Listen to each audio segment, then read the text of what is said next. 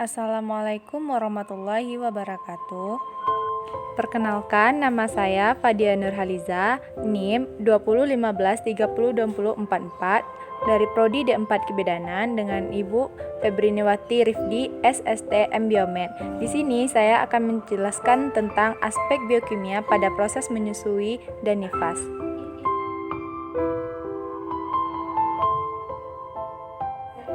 Yang pertama yaitu ada tentang anatomi dan fisiologi payudara. Payudara atau yang disebut dengan mamae atau susu ialah kelenjar yang terletak di bawah kulit di atas otot dada yang berfungsi untuk memproduksi susu untuk nutrisi bayi. Manusia memiliki sepasang kelenjar payudara yang seberat kurang lebih 200 gram, sedangkan pada saat hamil 600 gram dan saat menyusui 800 gram. Nah, ada 3 bagian utama payudara, yaitu yang pertama ada korpus atau badan, yaitu bagian yang membesar. Yang kedua, areola, yaitu bagian kehitaman di tengah. Dan yang ketiga, papila atau puting, yaitu bagian yang menonjol di puncak payudara. Yang pertama ada korpus. Korpus terbagi atas 4 bagian. Yang pertama yaitu alveolus, lobulus, lobus, dan juga asi. Alveolus yaitu unit terkecil yang memproduksi susu. Sedangkan lobulus yaitu kumpulan dari alveolus yang mana bagian dari alveolus adalah sel akiner, jaringan lemak, sel plasma, sel otot polos, dan pembuluh darah. Sedangkan lobus yaitu beberapa lobulus yang berkumpul menjadi 15-20 lobus pada tiap payudara. Dan yang terakhir yaitu asi yang disalurkan dari alveolus ke dalam saluran kecil atau ductulus, yang kemudian beberapa ductulus bergabung membentuk saluran yang lebih besar atau ductulus lactiferus.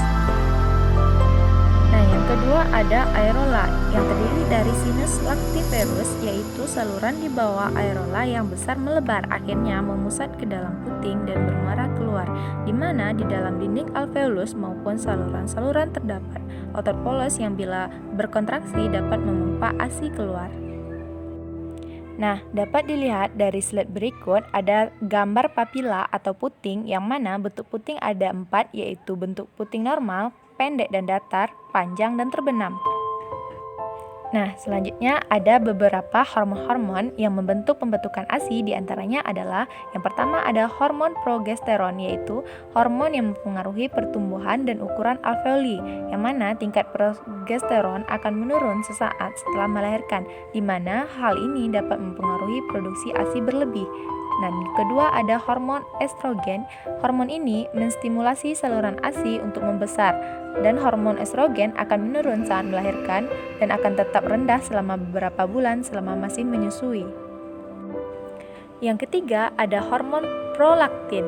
Hormon prolaktin adalah hormon yang membuat sel-sel produksi ASI bekerja maksimal.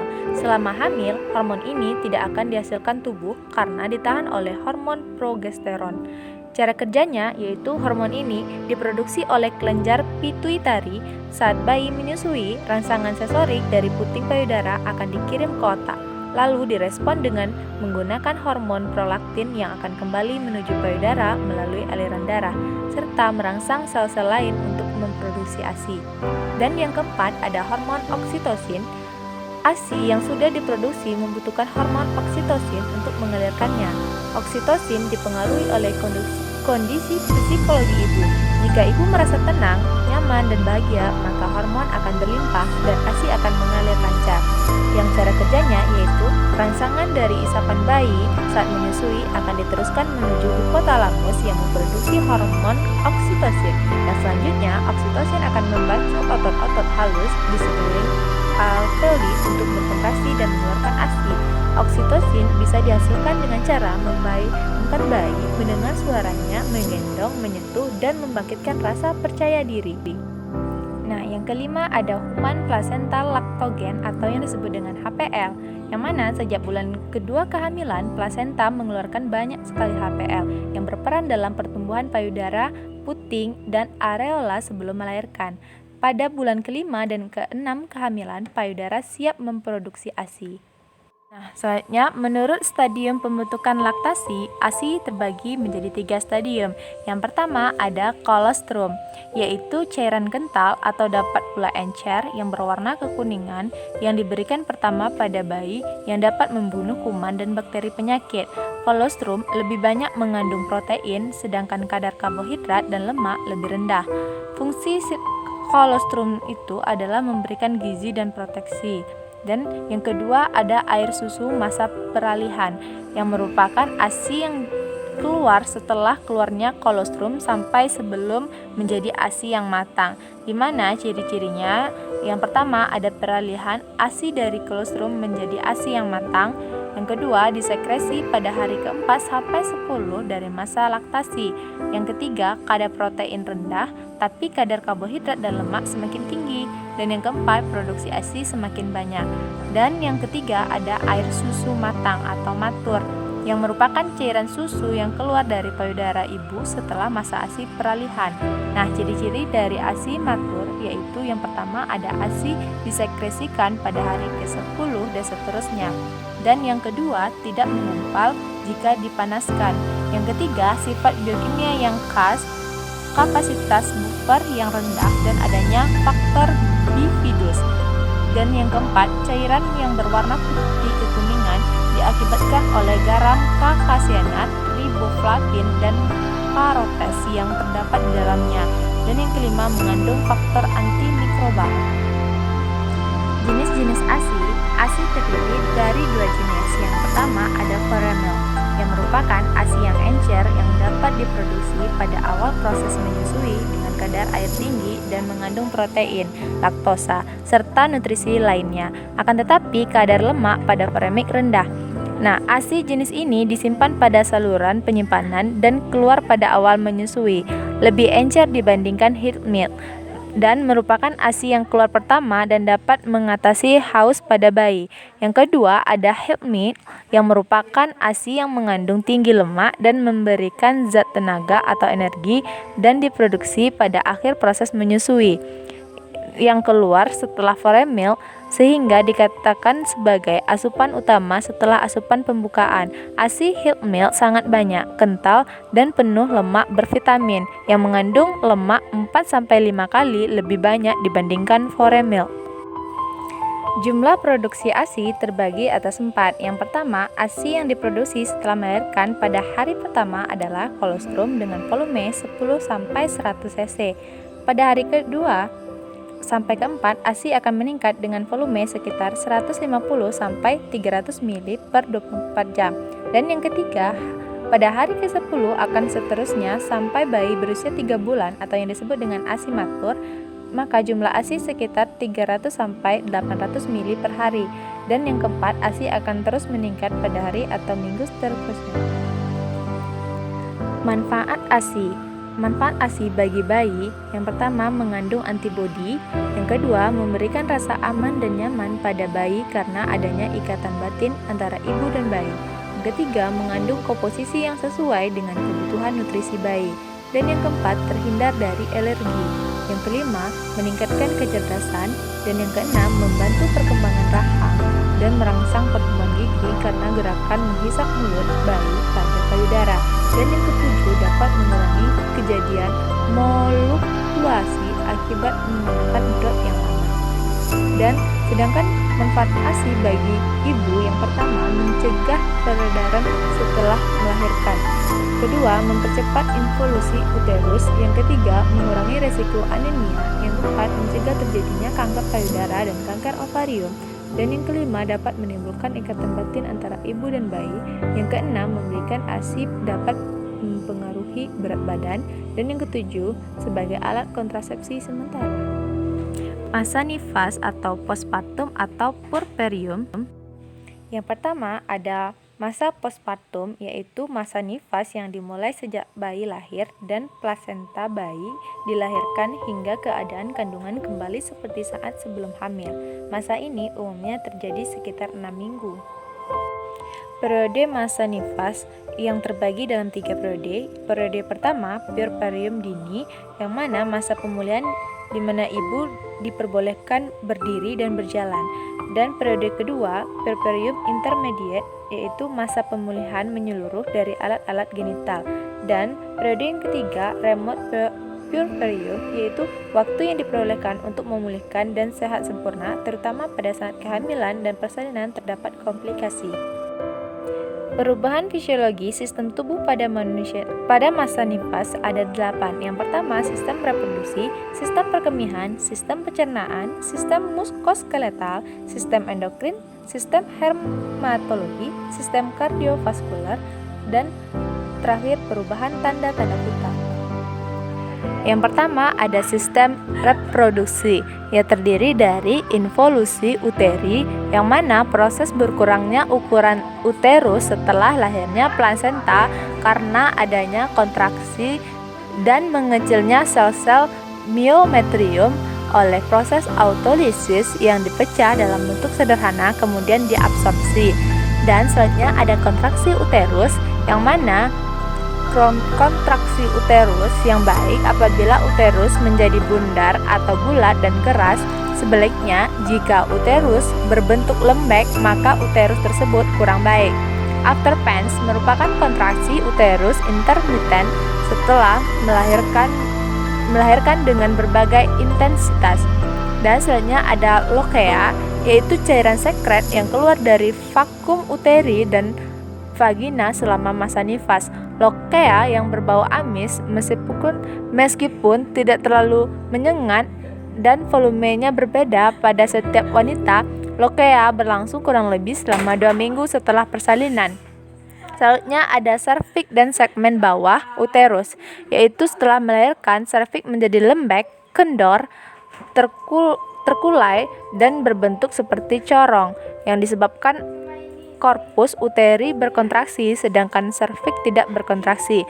Dan myometrium segmen bawah uterus yang sangat menipis berkontraksi tetapi tidak terkuat korpus uteri. Dan terakhir ada vulva dan vagina, yang mana mengalami penekanan serta penegangan yang sangat besar selama proses persalinan dan akan kembali secara bertahap dalam 6-8 minggu masa nifas. Yang kedua ada sistem perkemihan, yaitu diuresis dapat terjadi setelah 2-3 hari masa nifas. Diuresis terjadi karena saluran urinaria mengalami dilatasi. Kondisi kembali normal setelah 4 minggu masa nifas. Pada awal masa nifas, kandung kemih akan mengalami edema, kongesti, dan hipotonik yang disebabkan oleh adanya overdistensi pada saat kala 2 persalinan dan saat pengeluaran urin yang bertahan selama proses persalinan. Sumbatan pada uretra disebabkan adanya trauma saat persalinan berlangsung dan trauma dapat berkurang setelah 24 jam masa nifas. Yang ketiga ada sistem pencernaan. Setelah plasenta keluar, terjadi penurunan produksi progesteron sehingga menyebabkan nyeri ulu hati, heartburn, dan konstipasi terutama pada beberapa hari pertama. Motilitas dan tonus sistem gastrointestinal kembali normal dalam waktu 2 minggu pasca melahirkan. Kebanyakan wanita sangat haus pada 2-3 hari pertama karena adanya perpindahan cairan antara ruang intestinal dan sirkulasi akibat diuresis. Ada beberapa perubahan sistem muskuloskeletal pada masa nifas yang meliputi yang pertama ada dinding perut dan peritoneum, yaitu setelah persalinan dinding perut longgar karena direnggang begitu lama dan pulih kembali dalam 6 minggu. Dan ada kulit abdomen, yaitu kulit abdomen melebar, melonggar, dan mengendur sehingga berbulan-bulan. Otot-otot dinding abdomen kembali normal dalam beberapa minggu pasca melahirkan dengan latihan postnatal. Ada striae, yaitu merupakan perubahan warna pada dinding abdomen. Striae pada dinding abdomen tidak dapat menghilang sempurna, melainkan membentuk garis lurus yang samar. Dan ada perubahan ligamen, yaitu setelah janin lahir. Ligamen-ligamen diafragma, pelvis, dan fasia yang merenggang sewaktu kehamilan dan partus berlangsung menciut kembali seperti sedia kala. Tidak jarang, ligamentum rotundum menjadi kendor, mengakibatkan letak uterus menjadi retrofleksi.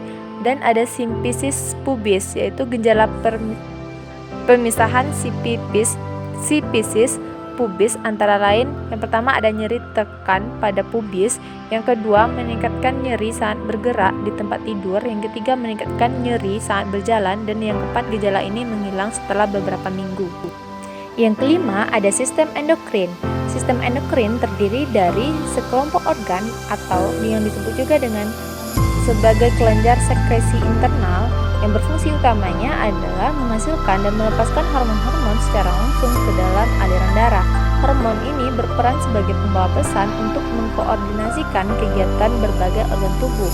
Perubahan sistem endokrin yang terjadi pada masa nifas yaitu perubahan kadar hormon dalam tubuh. Hormon-hormon pada sistem endokrin yang mengalami perubahan yang pertama ada hormon plasenta, pituitari, oksitosin, hipotalamik, pituitari, ovarium, dan hormon estrogen dan progesteron. Hormon pertama yaitu hormon plasenta, yang mana selama masa nifas terjadi perubahan hormon yang besar. Pengeluaran plasenta menyebabkan penurunan signifikan hormon-hormon yang diproduksi oleh plasenta. Hormon plasenta menurun dengan cepat setelah persalinan. Menurut hormon human placenta laktogen atau yang disebut dengan HPL, estrogen dan progesteron serta placental enzim insulin membalik efek diabetogenik kehamilan, sehingga kadar gula darah menurun secara bermakna pada masa nifas. Ibu diabetik memerlukan insulin dalam jumlah yang jauh lebih kecil selama beberapa hari. Human chorionic gonadotropin atau yang disebut dengan HCG menurun dengan cepat dan menetap sampai 10% dalam 3 jam sampai hari ke-7 masa nifas. Selanjutnya hormon pituitari. Prolaktin darah meningkat dengan cepat pada wanita, tidak menyusui penurunan dalam waktu 2 minggu. Selanjutnya hormon oksitosin, yang mana oksitosin dikeluarkan dari kelenjar bawah otak bagian belakang, bekerja terhadap otot uterus dan jaringan payudara.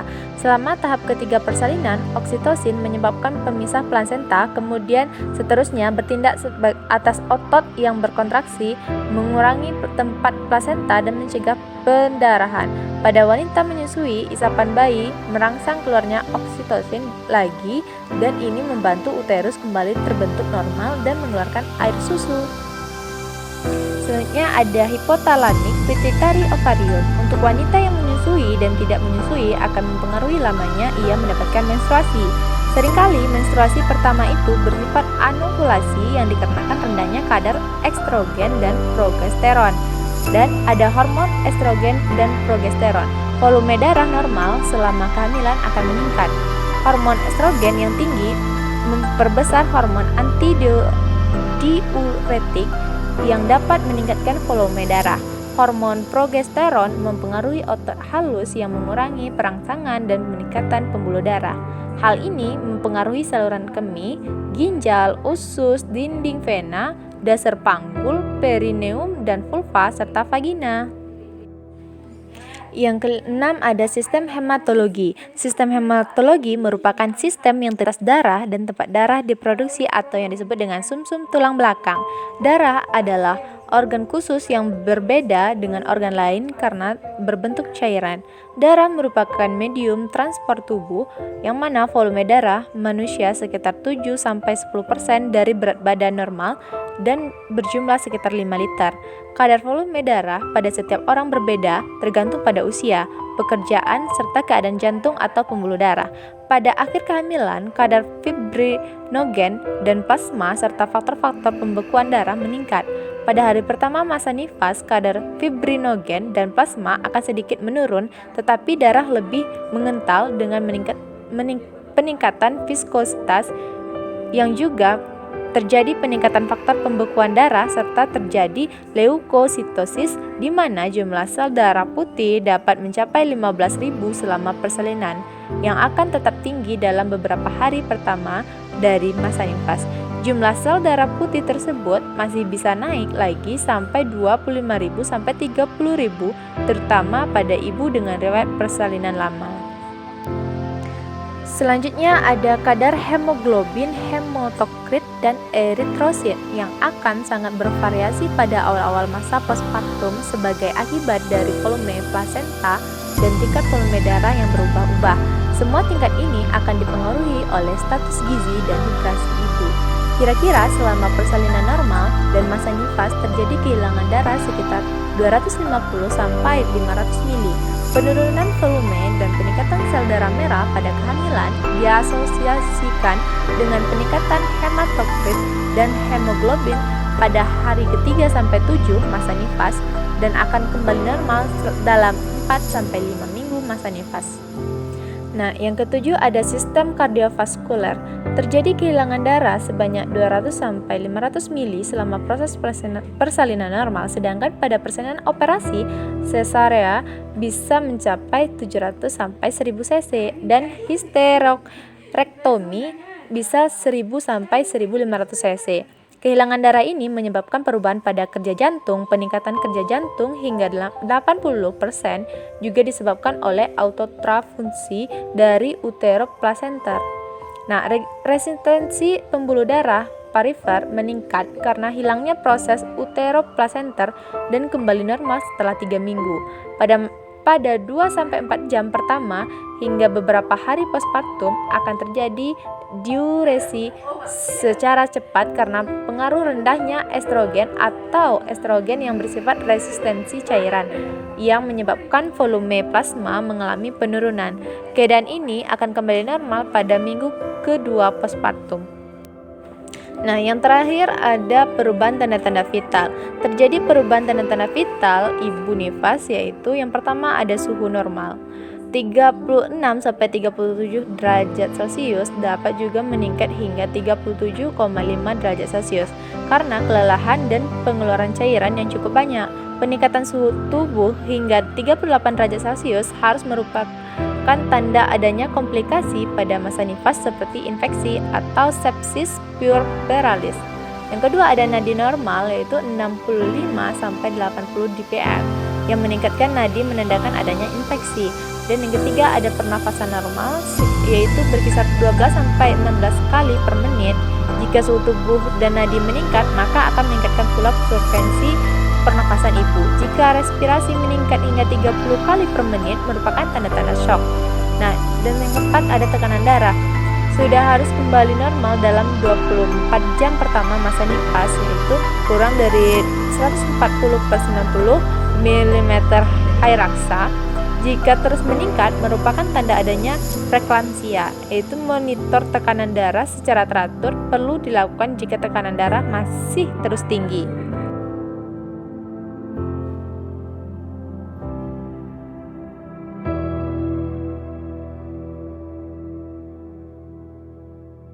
Semoga bermanfaat. Wassalamualaikum.